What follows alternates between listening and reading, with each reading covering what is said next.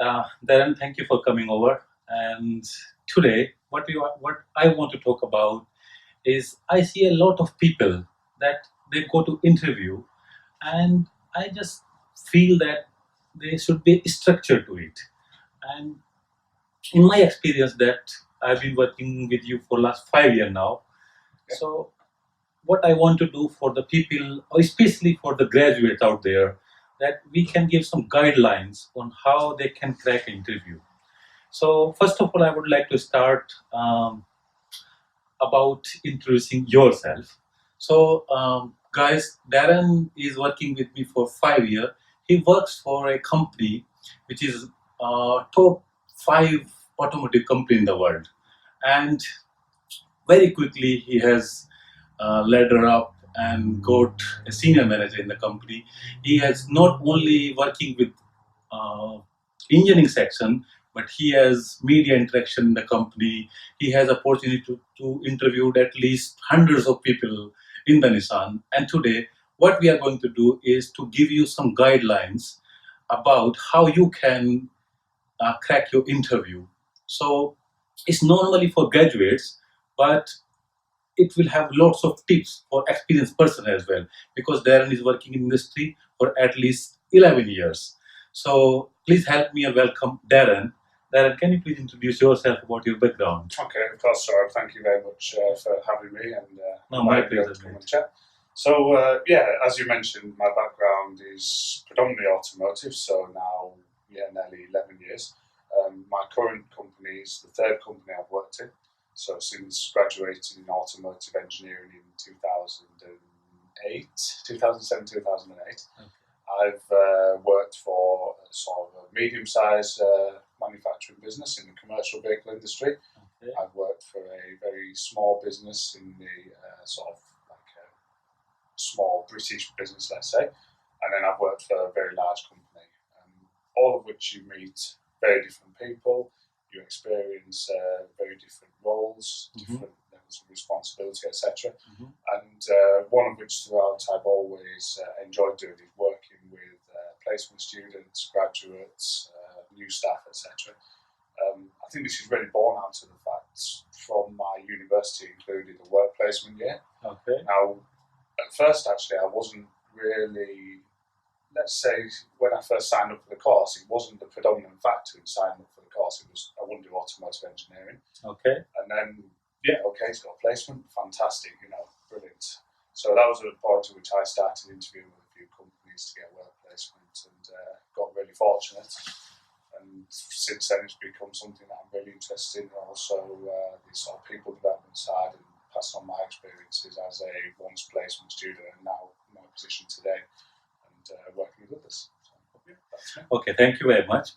So before I go into the detail about giving the advice to the graduates out there, I would like to understand very briefly how was your first experience when you gave your interview before after the graduation. Well, I think my first interview after graduation was surprisingly straightforward because it came from off the back of my work placement. Okay. But also, I do feel that's very important because it's a way in which, if you do well in one placement, let's say, and then the company might want you back, it's very important. In terms of actually interviewing, my experience certainly quite nerve-wracking. Okay. Certainly never feeling quite prepared enough. Okay. I always liken it now when I talk about it to an exam. Yeah. You prepare, you read, you study, you look at the company, you do all of these things, and still finally you're sat there 1 hour before the interview thinking, what if I forget everything? I spoke a lot, and got asked some questions that, frankly, you just couldn't answer. Froze a little bit, got very nervous, had to take a step back. But all in all, it was a very interesting learning experience, let's say. Yeah, I remember my first experience, and I was not prepared at all because I got a call just one day before the interview, and they asked me to come for interview. I was not prepared at all, but it went well. Okay, so I know that now. I think in UK especially, the graduation is the university is going to finish, and people will be looking out for the jobs. They will be preparing CVs, and they will be preparing for the interviews. So my first question is, because you are interviewing, and I think you also started to collect the CVs Yes. from the HR department, what actually employers look for in a candidate, especially in a graduate candidate? Yeah, so I mean, certainly from a personal point of view, what I look for in a graduate is I want enthusiasm. Okay. So you've got to appreciate sometimes that you are hiring a graduate. You know, you can't look and go, okay, this guy hasn't got X, Y, Z, really deep technical knowledge. Yeah. Of course he hasn't. You know, he's just come out of university. So somebody who's willing to learn, willing to listen is obviously very important. You know, you don't want somebody to come in who believes they've got a very high level of knowledge. Yes, because the reason I am asking this question is because of this, that I believe a lot of graduates have this stress that they have to be perfect in their subject. So it is really need a good clarification what employee understand, and thank you for explaining it, because as you are saying, they do not look for detailed technical knowledge. What they look for is what you can achieve, how much you are enthusiastic about learning. Yeah, exactly. Okay, yeah, thank you very much. So then I think the next question would be, how do you represent, how do you prepare this into a piece of paper, which is CV? How do you prepare that? Like, how do you explain that what you are in a one piece of paper? Well, in a number of ways, and sometimes with great difficulty. Okay. You know, I've written CVs myself. Okay. You've written CVs Yes, yourself. yeah. I've seen CVs of potential people I will be employing. I've seen CVs of my friends who I'm helping to hopefully get them jobs elsewhere. Okay. So I was looking at it from a number of different points of view, but there's a few fundamentals for me that I look at, and one maybe comes after the preparation of the CV, but also relates to the very beginning of it. Okay. And it's know your CV. Yeah. You know, Yeah. if you say, come to me, okay, Darren, here's my CV, I expect that if I ask you any question on there, you'll be able to answer me, and you'll answer me in detail. Second point really is be honest, and be honest to yourself. And this is especially important as for graduates. Okay. Quite often, I include myself in maybe trying to do this a little bit when I was writing my graduate CV. Okay. Quite often you try and oversell yourself. Yeah, yeah. So, you know, you try and dress up something, or I managed this project or something like that. When I was on my work placement, I did X, Y, Z, and I was in charge of this. And from an employer point of view, it looks a little bit like, are you sure? Because that looks like quite a lot of work you've done there. Okay. And I know you're a graduate. Yeah. So yeah. I've got a good idea of what level you should be at, having experience. Exactly. Myself. Yeah, we have gone through that. Yeah. Yeah. So I really think, really be honest, be truthful. Don't try and oversell yourself. One thing from a recent interview I did is, no experience is bad experience. Okay. What exactly is the meaning of no experience is bad experience? So I liken it back to when I was younger, for example, when I interviewed for my placement. One of the questions I was asked was, so what engineering experience do you have? Okay. Now, I grew up in a very small seaside town, Okay. where jobs are very tourist roles, very much summer jobs, etc. So engineering experience in terms of work was what I've done at university. Yes. And the passion. But then I sort of, I was actually probed a bit by the guy asking me the questions, pushed me a bit further. Okay, what about other experiences you might have done? And then I started talking about, I used to regularly go karting with my friend and do a lot of his mechanicking work. Okay. You know, we'd done work on developing, building up an old classic car, working with my dad and things. So that's the sort of thing that I'm interested in hearing, because if you say to me, okay, Darren, frankly, I don't have any engineering experience because I'm just coming into it, and then the conversation stops. I've got nothing to go on. So basically, what you mean by experience is whatever you have done in the past, which make you the person you are. Yeah. Basically, that's what you're looking for. Yeah. Okay, very clear. So I think then the next question would be, as you already emphasize on, some people try to oversell themselves. So I think it's also important to understand what does mean by that, like how to be authentic when you are into the interview process or when you are sitting in front of your employer. How to be really not to oversell. Yeah. You know, what is the comment you give me about that? Yeah, I mean, I think authenticity comes right through the process. So it can come from your CV, as we were just alluding to. And one of the things I would say as a little tip, if you like, is Okay. first of all, when you're preparing your CV or preparing for a job, don't think too hard about what the job is. You know the sector. Okay. Think very hard first and foremost about putting down on paper what it is about yourself. So things like hobbies and interests. Okay. If I'm gearing towards a specific job, my temptation can be to write all my hobbies and interests, either word it in such a way or tailor specific ones because I'm going for this particular job in the automotive industry, aerospace industry, whatever it may be. Yeah.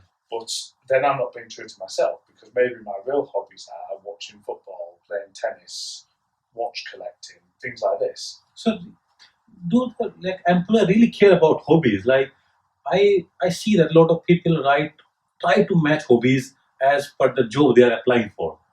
But do the employer really care about the hobbies what you actually written in there? I think for me personally, looking at a CV and interviewing a candidate, yes, because I want to know a little bit about what the person's about, and it comes back to what we alluded to about, yes, you're a graduate, Okay. so you're not going to have a load of technical experience. So I want to find out about you, how are you going to progress in the business? Are you going to fit in with the business? Are you going to fit in with my team, as it were? Now, to do this, I'm looking at hobbies, and I am more conscious if I see either a very limited number of hobbies, Yeah. like maybe one or two, Mhm. or a bunch of hobbies that relate very specifically to the exact type of role. Okay. So, for example, in an automotive role, a bunch of hobbies that everything focuses around motorsport. Yes. Because I sometimes wonder, okay, do you not have other interests? Uh-huh. But I think it comes to the point more when you're writing the CV. If you open your mind up a little bit to just think about what is it that I like as a person, Yeah. Yeah. what are my hobbies, what are my interests, what are my experiences, what am I good at, what am I not so good at, Mhm. and you be very honest, Yeah. then you get yourself across very clear, and then it links quite nicely because you can understand your CV very well. Okay. Yeah. And then in that, when you then go to your interview, Mhm. you're authentic naturally by your audience, so you know who you're presenting to. You should always present yourself clearly, talk well, a good choice of language, but also I think part of being authentic is also showing that you're listening. Yes. So the sort of humility side, you're not just talking at somebody because you want to get a job. Mhm. You're also listening to what their feedback is and showing that you're listening by answering the questions correctly. And in that, also, don't be afraid to ask questions, Mhm. both if you don't understand the question or even as you come towards the end of an interview when you come to me and say, okay, Darren, have you got any questions for me? And I say, no. Of course I haven't not got any questions for you. I want a job with your company, so I want to know some things. Exactly. Yeah. So all little things like that I think count really important to being authentic and genuine and who you are. So basically, it comes then everything what you write in the CV, how you dress, how you talk. You just don't turn up into a completely different like dressing sense what you normally don't do. So all is part of being authentic, basically. Yeah, I Yeah. feel like you can see it. So when somebody turns up for an interview, I feel like you can see if they're, yes, everybody's going to be nervous. You show me a person that doesn't turn up to an interview looking or feeling nervous, I'd be very surprised. Even if it's just like an excited nervousness, it's always there. But what you want to see is that they look comfortable in themselves.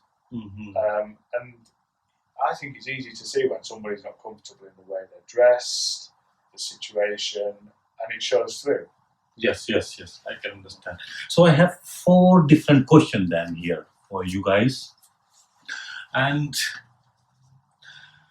So I see a lot of people when they are asked question about their personal life, they purely turn to the like personal life, and it's nothing related to what they have experience with.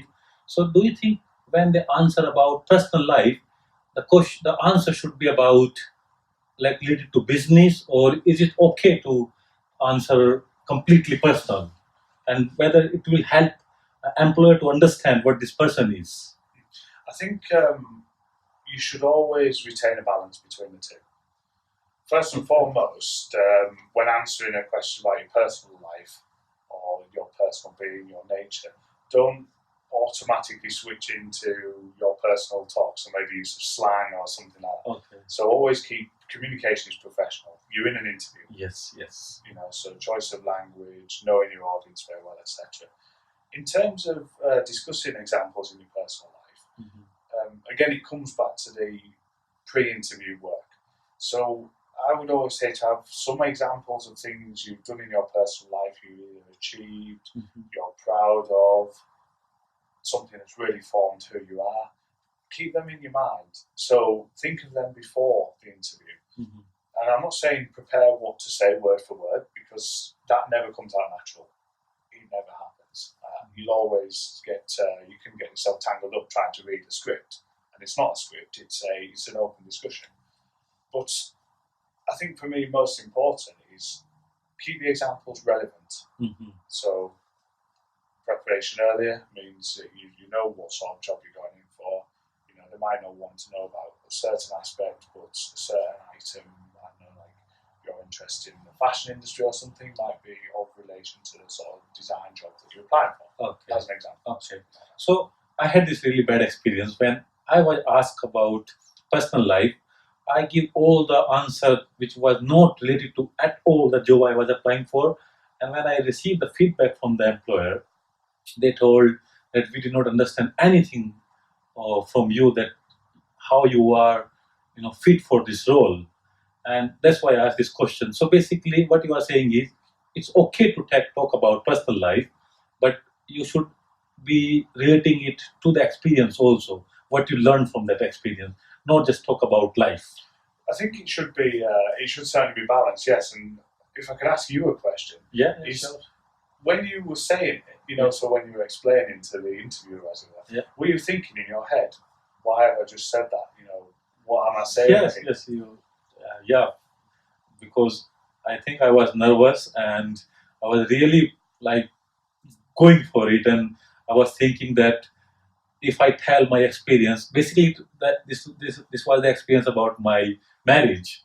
So I was talking about, okay, I'm a Hindu, got married with a Muslim woman, living in a Christian country, and how I was able to convince my parents and her parents that we can get married, because in India it's a big issue when a Hindu person get married with a Muslim. So it was like, okay, so I was trying to emphasize on the fact that I can live in a multicultural society. I am okay with that. But I think I could not put my point across very nicely, as you said. Yeah. So I was completely off the point. And they were thinking he just talking about something else which is not related to his interview. Yeah. So that was the feedback, I think. And I think now I think I'm clear what you're trying to say. Yeah, in that sense, what you can do, and it's actually an important tip again throughout the process, it doesn't just relate to that, is take a deep breath, stop. Yeah. Know when you're, and about knowing let's say, knowing your communication, understanding well what you're saying, your choice of language, your use of sentences, etc. Is sometimes you know very well when you're talking and you just think, I don't know, I'm talking to my friends in the pub and I'm just going on and on and on. And it's knowing that and going, okay, hang on, I've spiraled away from where I was going. Yes. And bringing yourself back, taking a breath, slowing down, thinking about how you want to sum up and what you want to say. And, it's one of them things, we've all been there. I've said something in an interview and immediately after I've said it, I've just thought, why did I say that? How do you deal with that when you have this thought? Suddenly it will hurt your confidence a little bit. So how do you immediately deal with that at that point? I think you a change of tack is always one way to do it. So to really quickly move on to the next question, Okay. and then remind yourself where you're in that situation, you're in that interview, this is your opportunity, you're in there for an hour, nothing's going to change. And it's the same in an exam. So I'm sitting down in my final exam at university, quite a lot of pressure. I've got 3 hours, this is the last 3 hours that I've been working for the past 3 or 4 years. And I come to the second question, I look at it and I'm like, yeah, I'm not sure how to answer that. Yeah. There's 2 things I can do. Yeah. Collapse, totally, crumble and everything, just blow the whole exam. And that's what very new interviewer does. That like they were like, oh my god, what is happening now? And What should I do? Yeah. Exactly, and completely just fall to pieces, and then you can see that come through from the interviewee. Or you can say, okay, almost like equivalent to dusting yourself down, let's move on to the next question. I'll come back to that in a while. And also I think the interviewer or the prospective employer has a certain level of responsibility in that sort of situation. When I'm interviewing somebody, I'm not interviewing them to catch them out. I'm interviewing them because actually I've looked at their CV, I like what I see, and I want them to come and work for my company. Yes. I want to have them on board. Yes. So sometimes if I sort of catch somebody like losing the track a little bit, I'll try to sort of ask a question that brings it back into focus, because 9 times out of 10, I know what they're trying to say.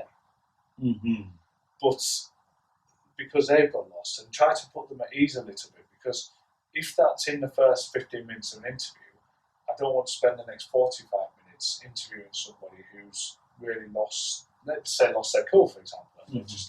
So I think it's important that also the interviewer brings that back in a little bit and asks sort of quite targeted questions and only focuses on the good points. Yes. Afterwards I might look at it and go, okay, sorry, I've really lost his point there, but actually let's not worry about that, because X, Y, and Z, he answered really well, he was really clear. So I got one question then here, like interview is a process of choosing a candidate, or first is the process of rejecting the candidate and then you find the right candidate? What's the right balance here? Like when I was in interview, in my head I was thinking this guy is here to like select one only, and all other interview he's taking just to reject everybody. So is it true that personally I believe it happens when you are selecting the CVs, that you select the CV and you try to unselect all those CV which is not fit for you. But when you sit in the interview, I believe you are finding the right candidate, not the other way around. Is that you also think? I mean, I speak. It's a personal opinion on this, because everybody will have a slightly different take on it. For me, looking through the CVs is probably what I might describe as the most ruthless part. Okay. Because if I've got, say, 15 CVs, I can't possibly interview 15 people. I could if I wanted to, but the time, etc. And also within that, there's going to be the level of skill on my side to be able to filter down. So that's the part where it's most ruthless, and where I'm quite, going back to the discussion about CV, I'm quite particular about things like detail. So the smallest of things that will maybe make me think, okay, I'm not sure this guy or girl is correct for the position. So that's really important, first and foremost. The CV gets you a foot in the door. Okay. Once I've got that down for an interview, and if I've got 15 CVs, I might only interview 3 or 4 people. Okay. And in which case, those 3 or 4 people, as far as I'm concerned, all of them I want to get a job. So basically you are talking about not even 10% selection. So that's why CV becomes more important. Exactly, yes. Yeah. Okay, makes sense. Yeah. Well, once I'm interviewing, I'm not there to reject anybody. Actually, I want everybody to get the job, every single person that comes to that door to do as good as possible. And then maybe they're all fantastic, and that just means I've got a difficult job. Yes. Fair enough. Okay, so let's move to the next question then I have for you. And I see a lot of employers nowadays ask this, and I have been asked quite a few times. How do you describe your strength and weakness Because for a graduate, I think this is something people don't know or not conscious about. I was not in my first interview, frankly.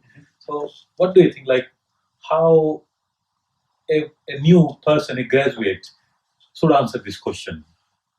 Yeah, this is a difficult question. Yeah, yeah. I'm sure I wouldn't be the only person that would say I've done it well, I've done it badly.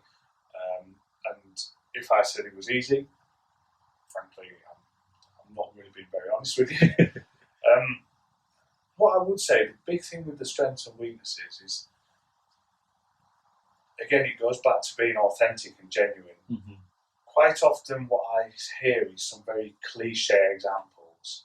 You know, I've got really high attention to detail, so I sometimes take too much time to do something. Okay. So you're trying to tell me a positive that's a weakness, so you don't sound like you've got a weakness. Okay. Yeah. And it's, to me, it just sounds like then it's not prepared. Mm-hmm. You haven't really thought about what your weaknesses are, and your understanding of maybe yourself, your CV, isn't there. And it all comes back to that level of initial understanding me. Who am I? Understand. Again, you've got to be authentic, but I would say think of examples beforehand. Have a good answer to that question. And I've seen it countless times. Like I said, I've probably done it myself, where people really get caught out with that question. And you don't have to be don't try to be too smart about it. Okay.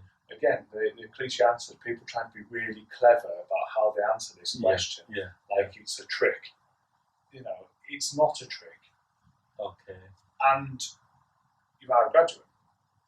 Yes, exactly. You know, so you could say, I don't know, one of my weaknesses getting out of bed before 9 o'clock in the morning. Now, for your university timetable, maybe it's perfectly acceptable. I recognise that point. But then you're saying, okay, but I recognise, I'll need to adjust. And it's something I'll need to work on, whether it's working on my time management overall or just the schedule throughout my day. Okay. It doesn't have to be any really huge strength or weakness. So again, be careful on the spectrum. It doesn't have to be this real significant weakness in your personality, or conversely, it doesn't have to be a really big strength in your personality. It can just be a smaller example.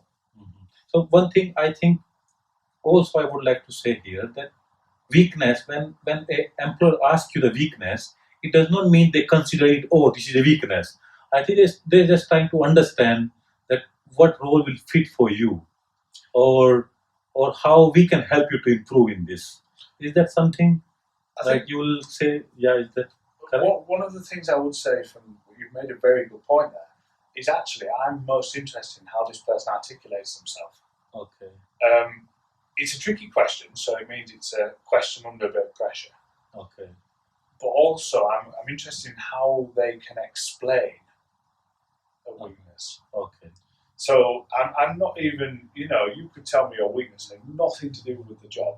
And frankly, I'm not going to look at it and go, right, Sorab's interview is brilliant with everything, but when he told me what his weakness was, I just can't accept it. Yeah, okay. That is never going to happen. Yeah. You're not looking, or certainly from a personal point of view, I'm not looking to even think about that as in terms of weakness in their job. Okay. And then on their first day, you come into work and I say, okay, so you said your weakness was this, therefore first job is you need to have this training course. Yeah. What I'm interested in is, again, is how you respond. Okay. How do you answer the question? Yeah. How do you put yourself across? Mm-hmm. So that's basically the preparation of this question is more important than what actually your weaknesses are. Yeah, exactly. Yeah. That makes sense to me. Yeah. When you prepare, have it backed with an example. Okay. So it's always nice to have a real world example of when you face a situation. Okay. Basically, how did you decide that was your weakness? Okay, situation X, Y. Okay. I faced this situation. I recognised that in this thing I wasn't as strong. Or conversely, I was put in this position. I realised I had this real strength for leadership or whatever it was. You can also mention that. Yes. Strengths and weaknesses. Yeah. But then if you come to me as, let's say you were put in a position where maybe it was a position of danger, and somebody had to take some leadership of the group, and you stepped up and said, right, man, do this, do this, do this. Mhm. You can come to me and mention that as a strength, but I expect it to have the backstory as well. Exactly. Yeah. They need some referencing also, Yeah, exactly. like to demonstrate that it is really your strength or weakness. Yeah, it makes sense.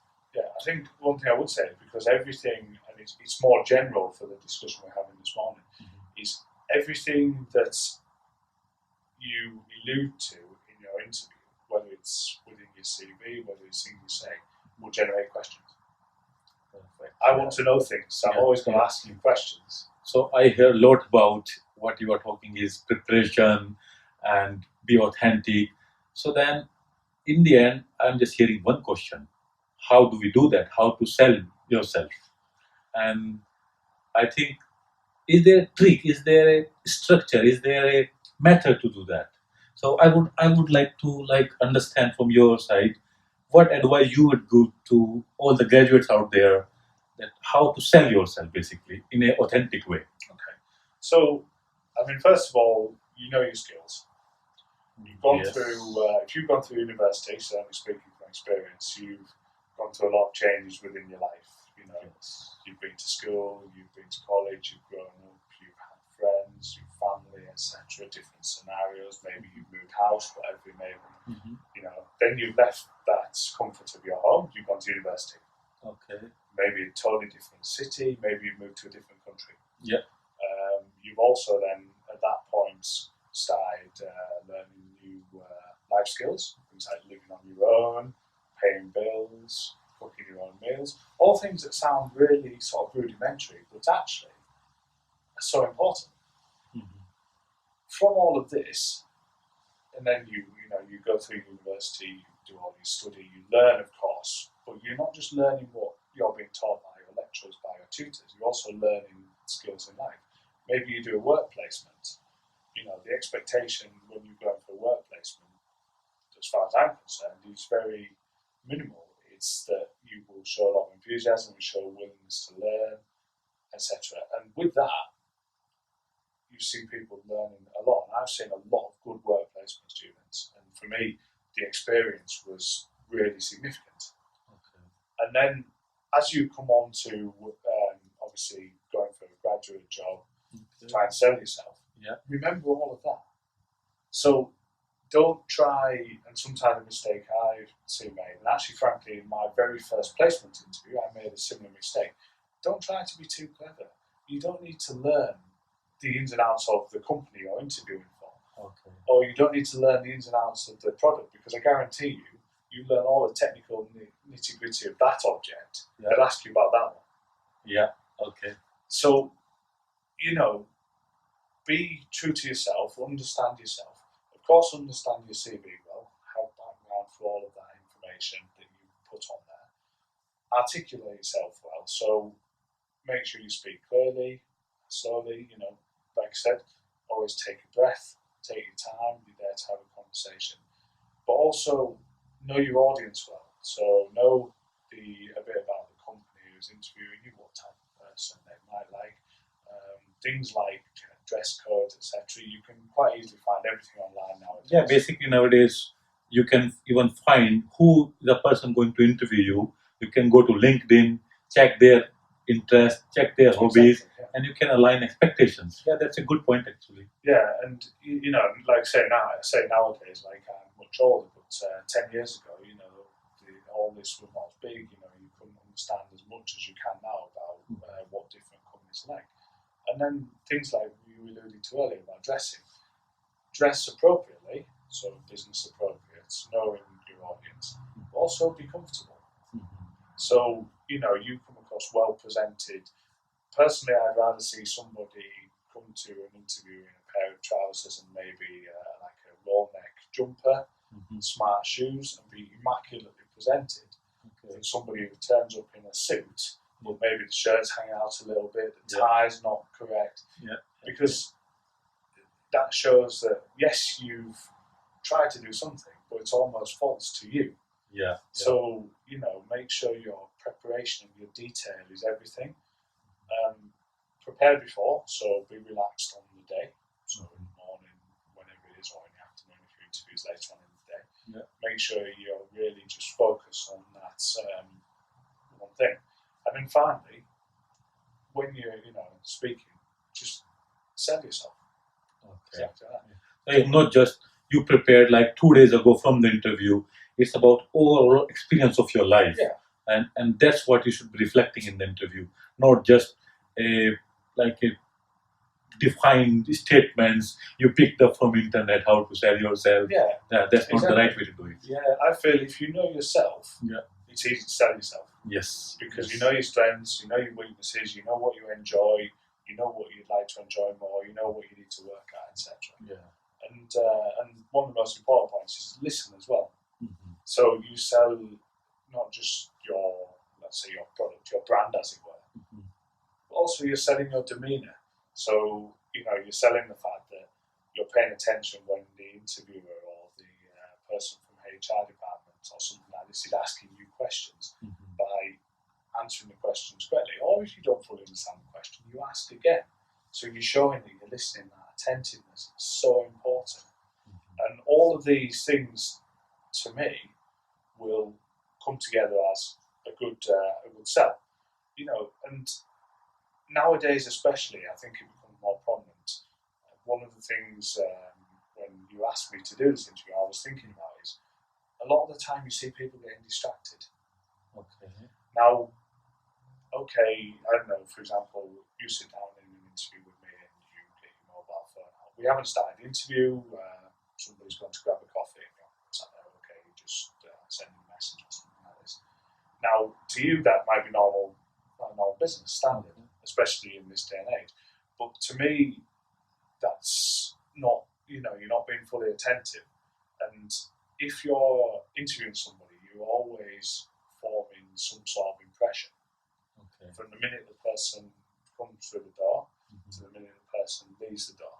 Mm-hmm. So it's important to recognise that people, whether it's the interviewer or whether it's the person on reception or whatever, they're forming perceptions immediately. Yeah. So your sales pitch, your brand, Mm-hmm. starts from the minute you enter the car park, for example, Okay. until you go leave the home. car park, Yeah, basically. till you leave the car park. I So dare that's say a very good point. Yeah. from when you leave your house till Yeah. the minute you get back to your house, Yeah. perhaps. Yeah. Okay, it was really detailed interview. But before we end, I would like to know if you have any final thoughts on interview process, or you want to tell the graduates what are the skills they want to develop before they go to interview, or any final thoughts, basically. I think one of the most important things for me is that, and you see it through working with graduates or people new or placement students, etc., is to remember that you're no longer a student, you're now a professional. Yeah. Now, that's not to say stop having fun, stop doing this, but remember that you have a change in your mindset. Yeah. And that runs through everything. That runs through from preparing for the interview to starting the job and to working within the job as well. Second point would be, as we've discussed several times through this interview, is always be prepared. Preparation is the key, yeah. Yeah, I've heard any number of sort of examples from either tutors at university or people I've worked with previously, but preparation is everything. And, you look at, say, having worked in like the automotive industry, you look at something like a Formula One race team. Mm-hmm. If they're not prepared properly, so if the garage isn't prepared properly, it's not clean, it's not tidy, everything's not organised, they won't win anything. Yeah. And I think this works across to every single thing in life, which obviously includes what we're discussing today. Yeah. Take care on detail. Details are really important, and this leads through from your CV all the way to your discussion. An example on CVs, which is a typical one I see often, is inconsistency in either the way your paragraphs are set up, the bullet points are set up. From one job to the next, you set up differently the way you lay out how you explain it. Okay. All these little things like that. Maybe it's because over time you build up a CV and you copy paste the previous thing. Yeah. But these things certainly from my point of view, something I would pick up on. Okay. And whilst it sounds like a small detail, it's also something that's easy to get right. Yeah, exactly. Because as you told me, it's 10% selection rate. So I think it's really important that you make your first letter of presentation in a correct way. Yeah. Yeah, understand. Yeah. 100%. And I mean, that's not just like from my point of view, yes, I would also receive it, etc. But maybe some companies, your CV doesn't even get past the front door. Yeah. You know, or there's one thing on it that's like, okay, don't like that, straight in the bin. So it's really about that detail, that understanding of yourself, and it can be quite a daunting thing to do, and it can be quite difficult to say, for example, write a CV and try not to focus on exactly that one job, because sometimes, especially as a graduate, you might be writing your CV to apply for any number of jobs. Okay. So one thing I would say, and we alluded to earlier, we talked about hobbies, and okay, maybe it's not the top of the list on your CV as important to an employer, because things like employment history, etc., in the university, but they're very factual. Okay. So what degree you got, what scores you got at university, on a CV, that's very factual information. Yeah. You won't go into the level of detail that you would explain in the interview. Yeah. What you did in your previous job, again, it's very factual information. Yeah. And you've only got so much space to put the highlights, let's say. Yeah. But things like if you write a personal statement as an opening paragraph, Okay. or conversely, if you're talking about your hobbies and interests, what I found a really good way to do this is to step away from the fact I'm writing a CV, step away from the fact I'm going to be applying for any sort of jobs, get my piece of paper and just write down, okay, what are my traits? List them. Yeah. You know, with the hobbies, what do I actually like doing? What are my actual interests? And just write them down and list them. And then you can tailor them onto your CV and refine them. But I think first and foremost, it's good to get in your mind very clearly what these things are. So you're not immediately trying to tailor a CV towards a specific application, let's say. And for me, that's really a really important point, because it leads back to you being genuine, but also genuinely understanding your CV, which means it's very easy to sell yourself, etc. Makes sense. Yeah. Okay, then I think we are at the end of the interview now. So I will ask my viewers that if you have any question about your upcoming interview and all, you can definitely put in the comment section, and I make sure that then answer those questions, and I will come back to you on this. Also, don't worry that this is the only perfection you have to achieve in first. As Darren explained, please be authentic, please prepare details. All these things are important. Also, I think Darren would be more than happy to give his Instagram address. If you have any question, you can directly contact him. So where people can find you on Instagram? So my Instagram is dazzlerb46. Okay, so I will put in the detail section or comment section, and you can follow him if you have any question. And please subscribe to this channel. And we have more amazing information coming in the coming weeks and months. And thank you for watching. Thank you, Darren, and I really appreciate your time. And yeah, thank you for coming. Thank you very much. It's been an absolute pleasure. Thank you so much. Cheers.